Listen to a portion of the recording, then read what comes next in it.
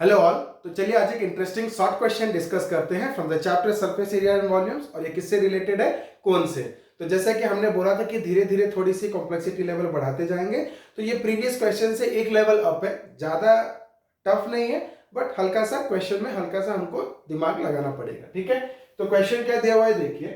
हमको बोल रहे हैं if the volume of a right circular cone of height 9 centimetre. ठीक है, तो जैसे कि हमने डिसाइड किया था कि डिसिप्लिन वे अप्रोच रखेंगे, तो सबसे पहले क्या रखेंगे, जो शेप है उसका नाम लिखेंगे। तो क्या है, if the volume of a right circular कोन है, तो ये क्या है, तो कोन है, तो कोन अंडरलाइन कर देते हैं।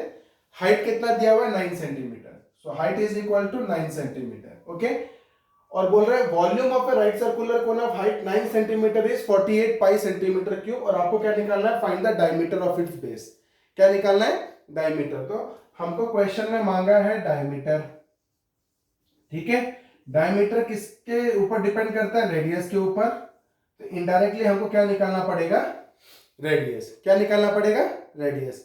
और देखिए हमको दिया हुआ है वॉल्यूम, और वॉल्यूम का फॉर्मूला होता है 1/3 पाई आर स्क्वायर एच। ये वाले तो मेरे वैल्यू पता रहता है हमको।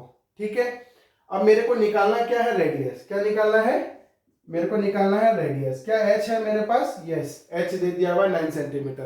तो देखिए एक ही अननोन है, एक इक्वेशन बन रहा है कि 1/3 pi r square h is equal to 48 pi. एक इक्वेशन है, एक अननोन है, वैल्यू आराम से निकल सकता है। तो चलिए देखते हैं किस तरीके से निकालना है। तो वॉल्यूम ऑफ कोन कितना दे दिया, volume of cone is equal to कितना दे दिया, 48 pi centimetre cube. Okay, now इसका फॉर्मूला होता है 1/3 pi r square h is equal to 48 pi.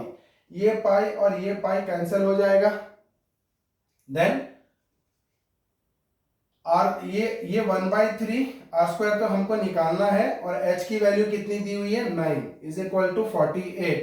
Okay, तो इसको कट करेंगे तो कितना हो जाएगा, 3 3 से 9, तो आर स्क्वायर कितना हो जाएगा, 48 डिवाइडेड बाई 3। ये 3 जाके इधर डिवाइड हो जाएगा, तो कितना हो गया, r square is equal to 16 3 जा 48, 16 हो गया।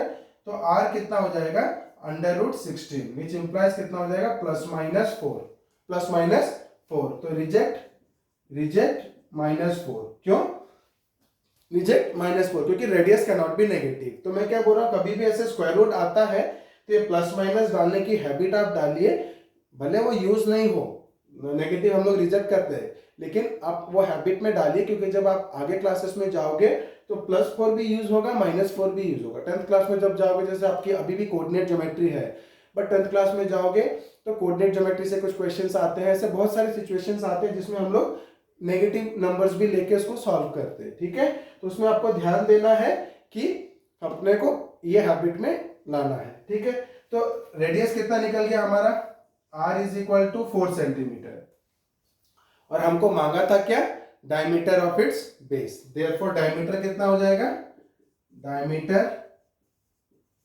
ऑफ बेस कितना हो जाएगा, twice of radius which is equal to 2 into 4, तो कितना हो जाएगा, 8 सेंटीमीटर। ठीक है, तो आज की वीडियो में हमने एक शॉर्ट क्वेश्चन डिस्कस किया। धीरे धीरे हम क्या करेंगे, क्वेश्चन के लेवल अप करते जाएंगे। तो बने रहिए मेरे साथ मेरे आगे वीडियोस के लिए। Thank you.